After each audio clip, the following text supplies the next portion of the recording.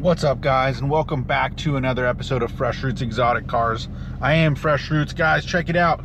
I was on my way to an epic drive with a group called Based Community out in Orange County, LA area, and we got hit with the check engine light, guys. Pretty bummed out. I pulled up to a Walmart to grab a scanner, and I scanned it. It's exactly what I thought it was. It's a misfire, guys. It's the P0305 code, which essentially it's a misfire on cylinder 5.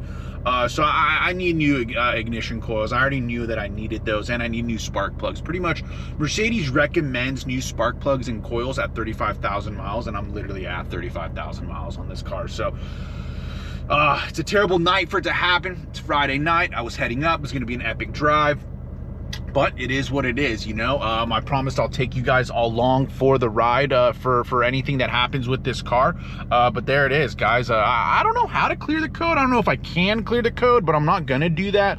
I do want to learn how to do that just in case. But I want to leave it there. I want to leave it stored. I want Andy to take a look at that, make sure everything's all stored in there, so we get the right parts to repair it. Essentially, I'm gonna get a new coil pack and new spark plugs, guys. I don't think I'm just going to replace it. It says cylinder 5, which would be you know, just one coil or whatever it is, but we'll go ahead and we'll do all of them. We'll do all the ignition coils, all the spark plugs, and hopefully that resolves the issue. The car's driving fine.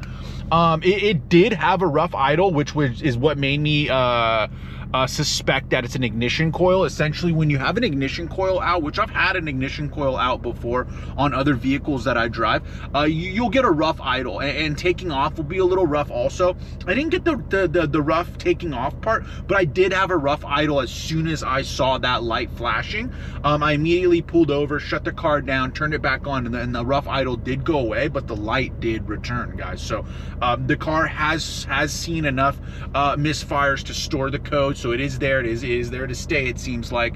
I'm sure Andy can get rid of it if he wanted to up at Upland Mercedes. They actually moved to Rancho Cucamonga, which is cool. So we'll go check out the new shop here on Monday, and we'll go from there, guys. I don't think it's going to be you know, it's not the end of the world, but it is kind of expensive. It's not the cheapest thing in the world. From my understanding, there's 4 ignition coils and like $200 a pop, so that's $800 plus the labor. Is not easy to get to them, so hopefully he'll take care of me on that. I'm a little bummed about it, but it is what it is. If you're gonna drive these cars, you're gonna have to deal with the issues that come up with them, and this is a pretty basic one, guys. Ignition coils, coil packs, spark plugs, these types of things, these are just wear and tear items that you're gonna need to replace. So yeah, I am bummed, but it is what it is, guys. I'm back in my hometown. We got the scanner. We got it all scanned. We know what it is. We know what the code is.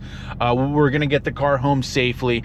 And it sucks that it's Friday, so I'm kind of out for the entire weekend with the car. I won't have the car for any content this weekend. It is what it is. And we'll get the car fixed on Monday. Hopefully he's got time on Monday to get the car in. I know we talked about ignition coils before, and he said he's got a pack of them laying around. They were actually kind of hard to get back in the day, so he kind of ordered some and has some in stock ready to go. I was reading online that you can get like bad coil packs even when you get them brand new, so hopefully we don't get that bad of luck, and we can just kind of get the car dialed in, guys. Monday is what I want to get the car dialed in, and we'll go up there, we'll see what's up. I'll call him Monday morning and let him know we have a code, and let them know we want to get it fixed. We want all new ignition coils and spark plugs. Another thing, there's 2 options for spark plugs. I know WiseTech sells the NGK spark plugs, which are like the higher performance ones. I think we'll go ahead and get those, although I've heard that you don't need those.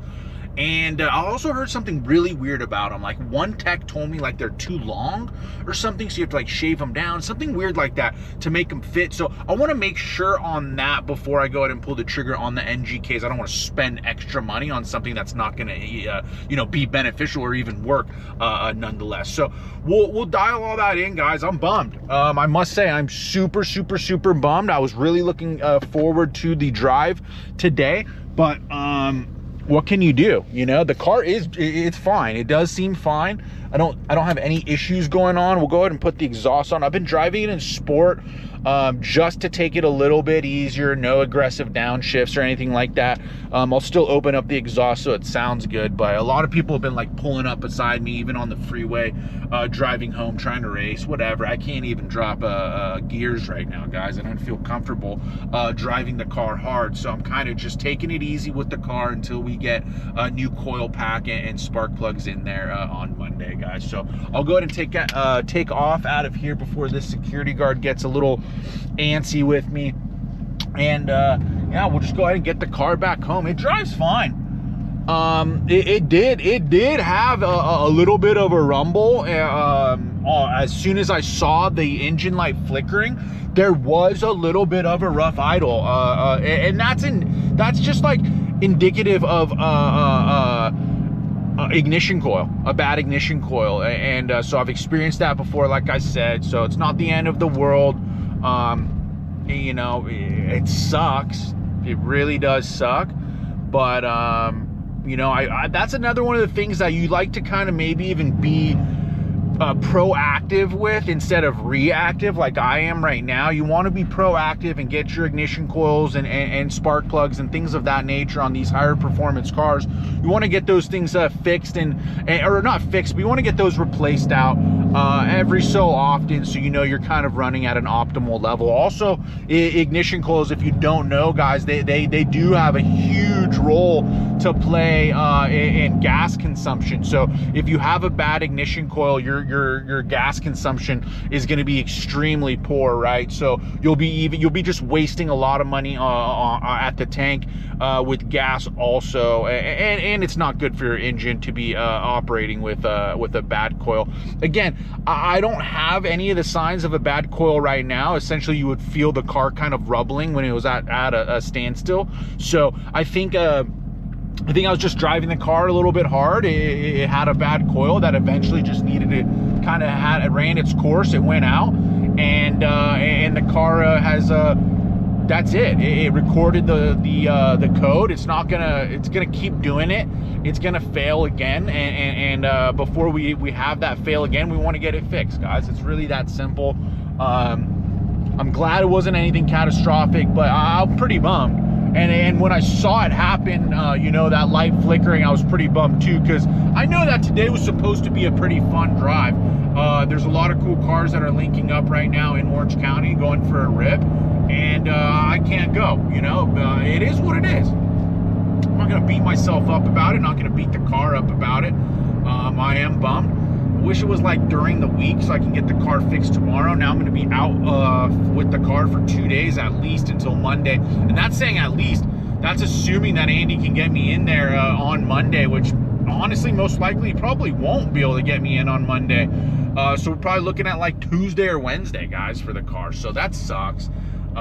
Maybe though, maybe the check engine light will go away tomorrow. We're not 100% sure. That has happened to me before. It's happened to me with like a lot of cars that I've had, including this one. The coil was kind of like getting weird on me at one point in time. I turned the car off, turned it on, and it was completely away. It didn't even record the code. So I think it was kind of finicky, and it was on the fence for failure for quite some time now. I should have been proactive about it, but I wasn't.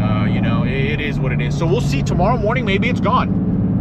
Maybe it's gone. That doesn't mean that we're just going to forget about it. We are going to still get the work done, but it'll just mean that we have a couple more days to kind of hang out with the car and have some fun with it, drive it around town and whatnot until we can kind of get it dialed in, as opposed to just having it sit in the garage, guys. I like to drive this car every single day. I don't buy any of my cars to let them sit. They're not garage queens. You know, I put you know, 30,000 miles nearly on my McLaren 12C, and I enjoyed that car. I put more miles on that 12C than the previous 2 owners, including the original owner, did over the course of like 10 years, guys. So yeah, I drive my cars, I enjoy them. I drive this car and I enjoy it, and I was enjoying it today, guys. I really was, and man, I had to just turn right around.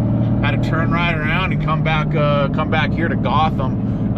You know, that's kind of where I live. I'm out here in Gotham City, guys. Gonna go put the Batmobile back in the garage, park it until tomorrow morning. I'm gonna wake up early tomorrow, fire her up, and hopefully the light is gone. At least we recorded the code. That's good.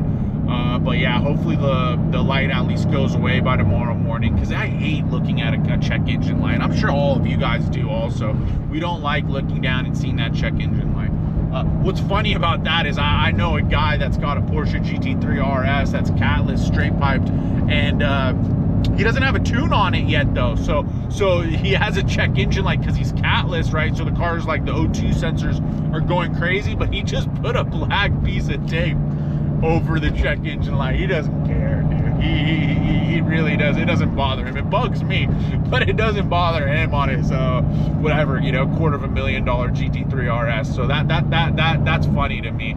And everyone is different, so it bothers me to look down and see the check engine light, and I definitely want to get that fixed as soon as possible. So I'll catch up with you guys soon. I'm almost back home, and I'll catch up with you guys actually tomorrow morning. We'll see what's up. We'll see what happened, and we'll go from there. Much love.